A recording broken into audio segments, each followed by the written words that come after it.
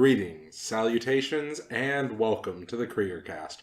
I'm your host, Patrick Kreeger, and I'm joined once again by Matt. What's going on? Tonight has been a long night. This is our third shark film of the night. It's been a shark-induced night, let me tell you. We went from Shark Man, Shark Attack 2, Electric Boogaloo. Oh, God. All in one night. Jeez. So, I'm going to ask you the traditional question now. Watch, don't watch. I would have to say, this film, give it a watch. Okay, I'm in agreement with you. If you like shark films, this is the perfect shark film. There's nothing funky about it. No, there are shark attacks. The sharks are clearly the enemy. They misunderstood them. They worked in packs. They attacked people relentlessly. It was a good through and through shark film. So yes, if you're looking for just a generic shark attack film, watch this one. You'll get basically everything you're hoping for out of a traditional shark attack film. Now, do you want to give the brief plot synopsis, or should I? You're better at doing it. Okay. So, this film, well, let's say a couple things about it. First, it came out in 2000, and it was a rated R film for shark attacks, language, and some sexuality. The caption is, "A great white shark captured for a new tourist attraction, Waterworld, turns out to be a genetically mutated shark that has escaped from captivity, and it's not alone." That was never made clear in the film. No, they never said it was genetically altered or of any sort. They did say it was genetically altered, kind of, but not by, like, man. They just said it was an abnormality. Like, oh, this one's working. Yeah, well, Yeah. I mean, sharks, cancer, you know. Yeah, sharks cure cancer. So, we opened on our film of these two ladies dying, and I said to Matt, lovers or sisters? Diving. Yeah, diving. And one of them gets attacked by a shark. Yeah. And the other stabs out the shark's eye, which is like, you know... Surprising. The tradition with these shark attack films is often the sharks are the ones being attacked. Now granted, it did start at first. Mm-hmm. But, the shark gets stabbed in the eye. And so, cut forward to some months later. I don't know. Time. I think it actually even says 3 months later. Yeah. Waterworld's opening. You can't escape Waterworld or Death Wish. They're both coming for you, man. Yes. So we fast forward to Waterworld, and the guy says, "Hey, there's a great white shark in the harbor. Hey, do you think we can catch it for Waterworld?" "Yeah, but at the first sign of danger, we let the thing go." Okay. So sounds good. Yeah, so they go out and they catch a shark, and it seems like stupid easy. They catch it, and they put it in a tank, and Waterworld opens. They catch it by tranquilizing it. Yes, they catch it by tranquilizing it. That's the last tranquilizer they have, by the way. They make a big point of that. So dumb. So they catch the shark and put it in a tank, and the guy shows like, "Oh, hey, we're going to put this box on the wall, and the shark will attack this box, and therefore it won't bump into the walls." Well, it's strategically located next to the window so that like the tourists can see the shark, and it looks exciting, blah, blah, blah. And I think that was the main point. So like the shark just wouldn't like bump into the wall, but it would understand this was like a thing.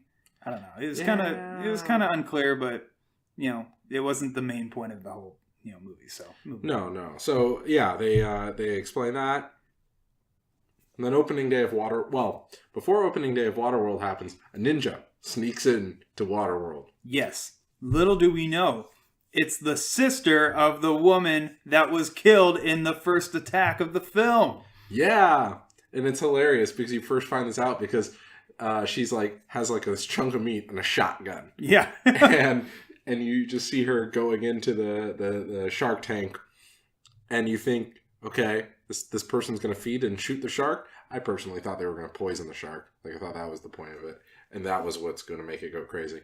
But then the fish guy tackles the ninja, and the guy that originally captured the shark for the exhibit tackles her, And she lets out like the most girlish grunt. Yeah, and because at that point we had no idea who it was, and then we find out, it was that the woman of the the sister of the woman that was killed in the previous attack. Indeed. And so they have this whole conversation about sharks are murder machines and all this jazz. And he's like, no, they're just misunderstood. Blah blah blah. We don't know if it was the same shark. It could be any shark. Yeah, just because you stabbed out its eye doesn't mean anything. Yeah. Which, he's actually right about that, but it's still like, in the continuity of the movie, it makes no sense. Like, this is clearly the same shark. So, the opening of Waterworld takes place, and there's this big dummy shark. And I'm like, I bet you that's the shark that they're going to use throughout the film, as like the dummy shark. Like, people are posing with the shark and all that, and I'm like, they just had this thing laying around because they were using it in the water scenes. And sure enough, that is our shark. That is our protagonist shark. But the press and everything's there looking at the shark, and the guy says, hey, let's feed the shark. And so I'm like, oh, this guy's going to get eaten. Well, there's this big debate because, I guess argument, because the main, the guy that captured the shark in the first place, he's like the main, I don't know, I'd say that he was the protagonist. Well, he was he was in charge of the fish essentially. Yeah, he was running the show Head essentially. fishmonger. Exactly. And so he was there's a big emphasis on don't feed the shark until after the show, until after the place closes, and don't make sure you run everything that go in regards to the shark by him, because he's got it under control. It's he's his the thing. Shark psychologist. Exactly. So this guy, the guy that owns the exhibit gave the okay. Hey, feed the shark. We got reporters, we got cameras. It's the opening day. Everyone's looking at this new huge shark. Feed the shark now. I want something for the news. So he tells the guy, some, hourly dude with a pocket protector. To drop in some chum. All right. Drops it in. Gets his foot tangled in the rope that's attached to the chum. Why was there a rope attached to it? I don't know. And shark takes the chum. The shark pulls down the rope. The rope tangles the dude. Dude gets pulled into the tank. Dude gets dead. Yeah, I thought it was going to be he escapes in the nick of time thing. But it was funny, you noticed that the rope was around the guy's foot. I totally didn't. I was like, oh, I guess that's it. The guy doesn't get eaten. Yeah.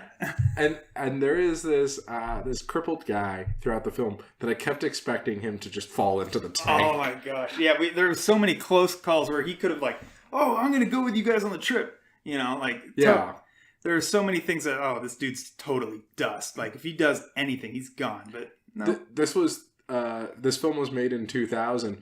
And so they don't have our modern sensibilities. Nope. And I totally expected his deformities to be the butt of the joke. Yeah. This guy, this cripple is, shark bait, Yeah. And that actually never happened to the film's credit. Yeah. To the film's credit. And so he's kind of the guy at the inside man at the aquarium, because the shark escapes immediately after killing the guy. Yeah. And it's not made clear because they're shouting oh, close the gate, close the gate, close the gate. Okay. But the gate's closed and the shark breaks its way through it. So, one, did they just have it open to the ocean the whole time? If so, that's weird. Or two, was there a secondary gate? I think there was a secondary gate that was more permanent, and it might have cut off the supply of the ocean water and made it a permanent encapsulation. But I think the shark broke through this initial gate and was able to get through in the nick of time. Yeah, and so the shark gets through, but the guy pulls a whole Game of Thrones javelin spear throw moment, and manages to get a tracker into the back of that shark, in the nick of time. Yeah, just in the nick of time. And so that they're able to track its whereabouts, since it, was able to get out, which was, perfect. So then we have our starting to get into Jaws moments where, he has to hire this boat, and the woman from earlier has already hired the boat. Yes. And they go out and they quest for this shark. But before they leave dock, they meet our stand-in Steve Irwin guy. Yeah. Like a Crocodile Dundee character. Yeah, exactly like Crocodile Dundee. He's from Australia. Shirtless with vest. Shirtless with vest. Typical, outback hat. And, mentions that he even has a huge show on the Discovery Channel. Yeah, he keeps mentioning that. Yeah, exactly. And he's a huge star, writing autographs and everything, so... The boat's name is the Down Under. Yep, the Down Under. And the other boat is... It's not... Wet Dream. Wet Dreams. Yeah. Or Dream, yeah. Wet Dream. Dreams. Yeah, so, we have our Steve Irwin stand-in. Yeah. And the guy, like, his initial thing is signing an autograph, even though the guy didn't ask for it. Exactly. And so they both go their separate ways. They're both hunting down the shark. But our protagonist has a shark tracker, and so they are able to find the shark, and they have a fight with it. Yep. Where our lady decides to shotgun the shark in the water, and totally fails at that. Falls in. Yeah, almost gets eaten. God. Barely avoids it. Yep. And they come back to shore, and they find out that Aussie mixed stereotype there has caught a shark. And this is where we start wondering if this guy is a good guy or bad guy, because the guy caught the shark, right? And it's all cut up by the propeller blades of his boat. So we're like, is this the same shark?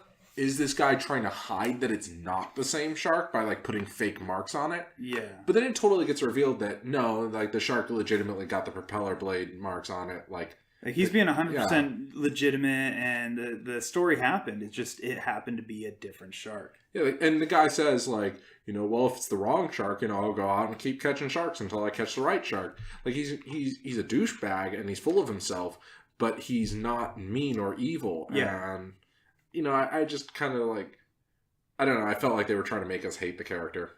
Yeah, that was definitely the intention. And, but at that point, it was almost a turning point in, I feel, the viewer's eyes of that character. Because he was like, not, oh, this is it, I'm done, I get all the credit, all eyes on me, blah, blah, blah, we're done, the issue is resolved, we're good. I think that's the case for the more discerning viewer. But I don't think that's what they intended, because I think they intended us to hate him up until the point where his buddies die.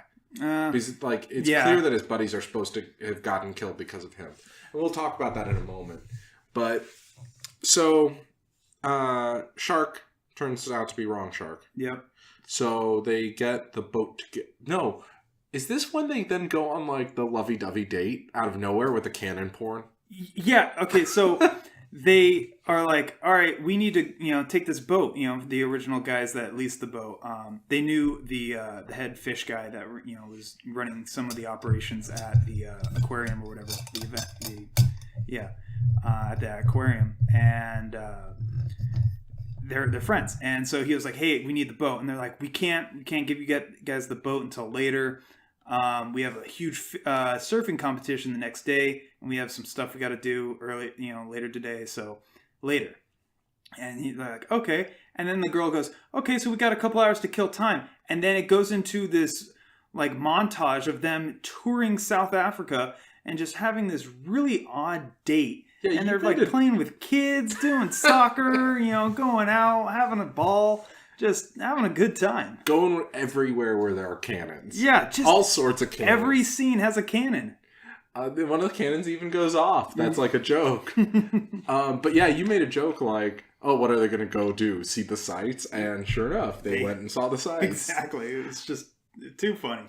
And so, yeah, it's well shot. Like, okay, Cape Town is Cape Town, I suppose. Yeah. So anyway...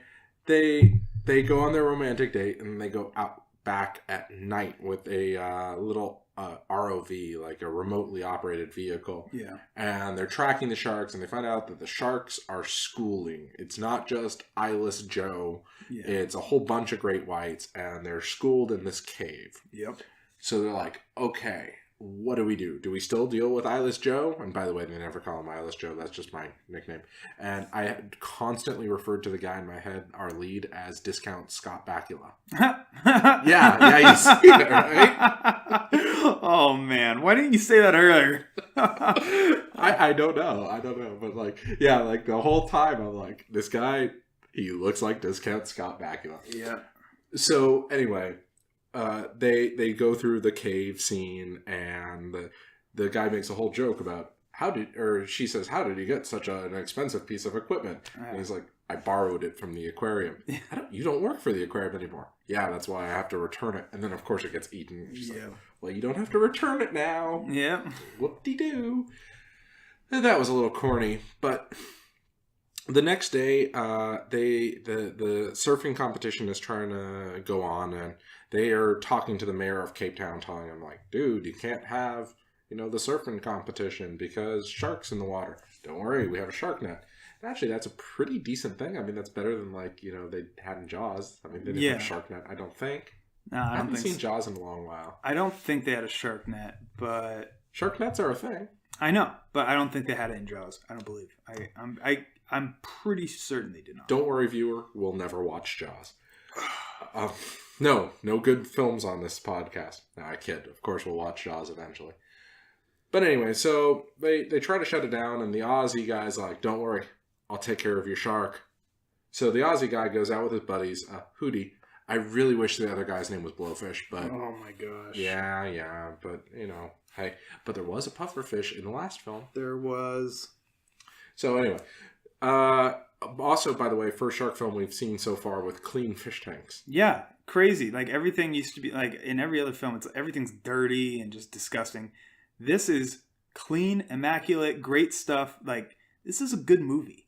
Yeah, this was a much better shark film. Like, this is, like, I would actually argue that it and Jaws are the two quintessential shark films. Like, this was a perfect shark film. Shark Attack 2 coming in clutch. Yeah, it's kind of weird. But anyway, so the only thing I argue with is the CGI shark swarm. Yeah. But I even love their puppet shark. So, Aussie guy goes out. Two of his buddies get into a shark cage to film him, and then he gets in a separate shark cage. Before they get into a shark cage, he flips a coin and says, call it, heads or tails. The guy says heads. It's heads.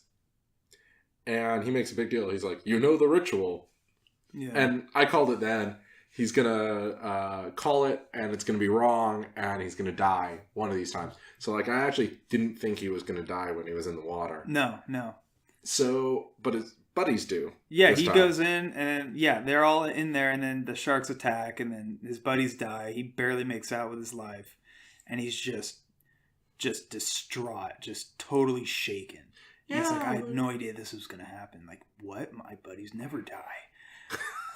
It's like... And that's why I think that the director thought we would still hate the character to that point, because we're supposed to blame him for the deaths of these guys, and he is directly responsible for the death of these guys, because they say, like, hey, we don't want to go into the water with a swarm of great whites. He goes, what?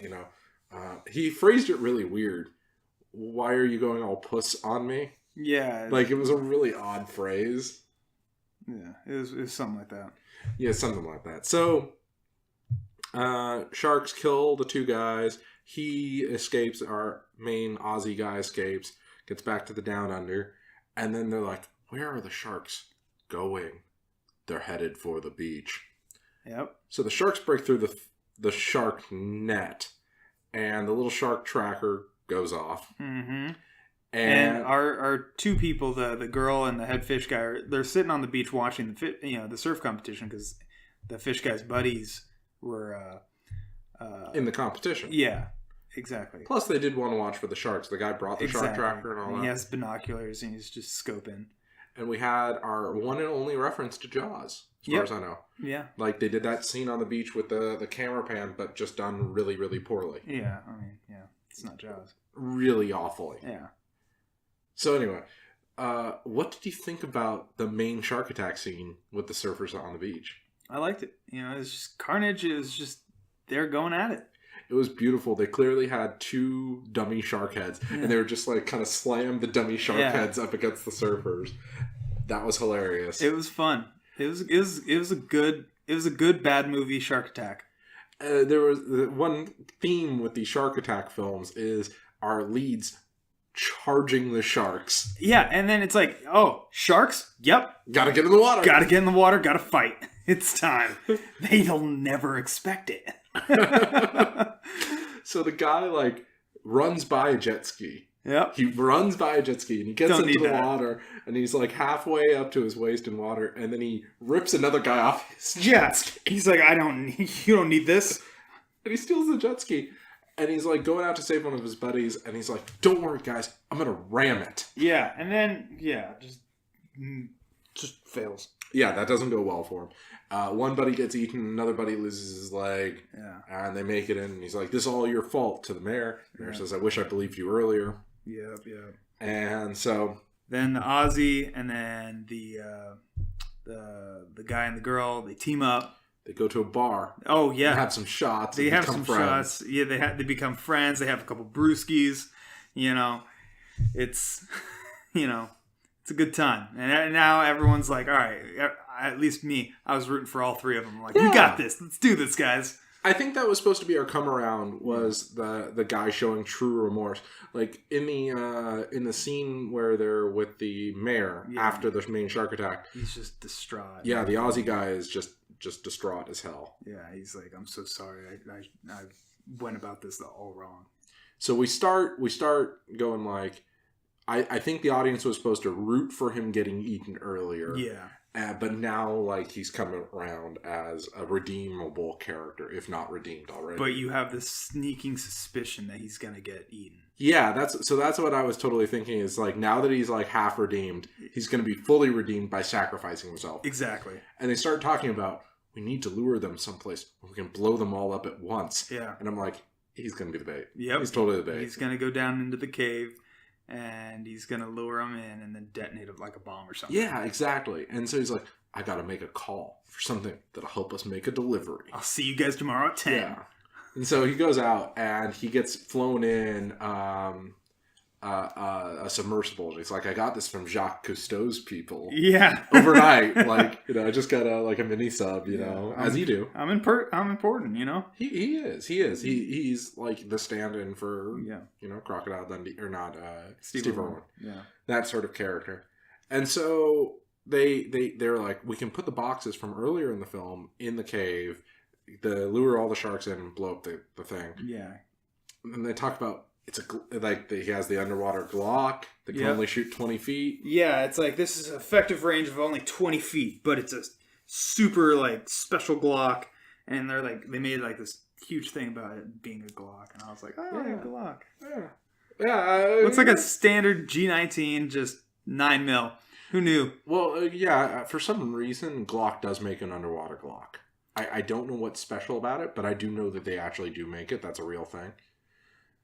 But anyway, so Ozzy loads up the submersible and says, once I start this, there's no stopping it. And he accidentally clicks it. Yep. And so there's this mad rush to get the submersible deep into the cave to attract the sharks. But on the way there, the sharks attack him. It becomes this whole hoopla. Ozzy tries to fight the sharks, fails. Gets his arm ripped off almost. Yeah. It's just like, gets attacked and, is dead. He's dead. And so we're like, okay, I guess it did his thing. Lead Scott Bakula ripoff shoots a shark in the head. Yep, just totally domes him.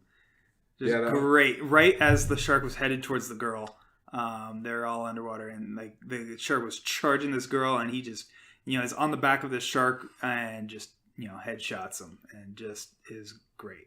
Yeah, that was pretty awesome. I think that's the only time we see a real like underwater shark kill with a gun. Yeah. In any shark film, at least that I've seen so far. Yeah, the only other gun kill has been with a Mauser. Yeah, so far. I mean, Jaws does die with a gun. Well, I'm saying in the film. Yeah, exactly. Do you count flare guns? There was a flare gun kill. There were a couple flare gun kills. Yeah, but like with like normal firearms. Yeah, with normal firearms like because I consider like the flare gun kills like explosive shot, like explosive kind of or fiery detonated, kills or whatever. This is true. And like even the shark man gets killed with plant fertilizer. Exactly. He's bulletproof. So yeah, we have a shark killed with a gun. They get back on the ship and they're like, oh, I guess everything's okay, except Ozzy didn't make it. Yeah. But then Ozzy does make it. And then Ozzy makes it. Yeah, that was a great But they lured him in to the cave in time, and then the explosion goes off. Yeah, and so all the sharks are dead, and Cape Town is safe. Cape Town is safe, and then they get to the boat, and then they find out seconds later that the Ozzy washes up onto the the end of the boat and is like, can't get rid of me that easy. Yeah, I stabbed him with my knife. Yeah, stabbed him with my knife. You call that a knife? It is a knife. And then he's like, yeah, it's pretty good. So, as you can tell by the fact that we've actually talked about this for almost 30 minutes. It's a good flick. Yeah, we've talked about Shark Attack 2 for almost a third of Shark Attack 2. Oh my gosh. It's It's a good movie. It's a real good movie. I like Shark Attack 1, but Shark Attack 2, that's a movie. So far, out of the 6 films we've watched, I think that there are 2 you have to see. Shark Attack 2 and Toxic Shark. Absolutely. Those are the top 2, for sure. You kind of can skip Shark in Venice unless you like Discount John Travolta. I didn't like that. Malibu Shark Attack was okay. Sharkman, I think, is a monster flick. Actually, that's a good way to describe it. Don't think of it as a shark film. Think of it as a monster film. Sharkman.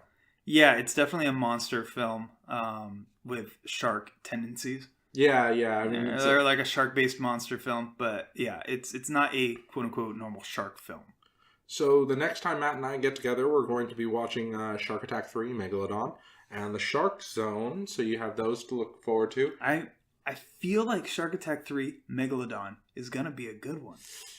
You were saying it was a good one? So, from what I remember, it's a good one. But from what I remember, it wasn't as good as Shark Attack 2. Oh, wow. Yeah. See, I'm... From what I remember, I'd place it between Sharkman and Shark Attack 2. Well, I like Sharkman. I didn't... As weird as it was. Yeah, I mean, there's nothing more to say about how I didn't like Sharkman. Shark Attack 2, though, it was a good movie. It held my attention.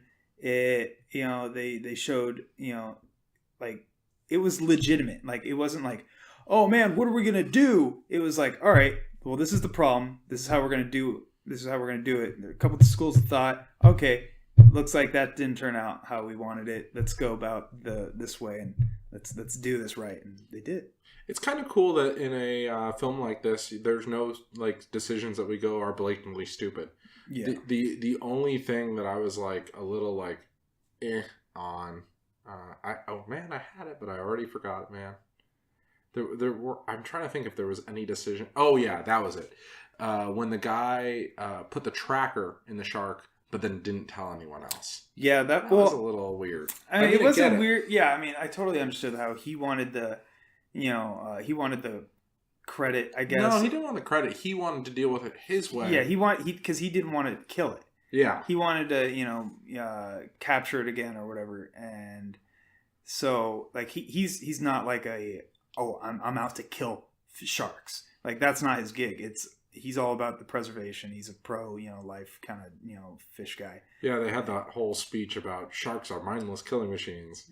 Yeah, which is funny because that's been brought up in other films. Yeah, it's a common thread, and but he's a proponent of the sharks, and he is trying to do the best by them. And at push comes to shove, he was forced to have to deal with the situation appropriately, and that's kill him. And yeah, he was even a shark attack survivor, according to the film. Yeah, I mean, yeah. Yeah, he was attacked by what did he say? A 9-foot tiger shark or something like that. Yeah, off in Florida or something where he grew up. Yeah. So, anyway, Shark Attack 2, definitely worth a watch. We both agree on that. Yeah. As they say, 2 thumbs up. 2 thumbs up. All right. Until next time, see you out there.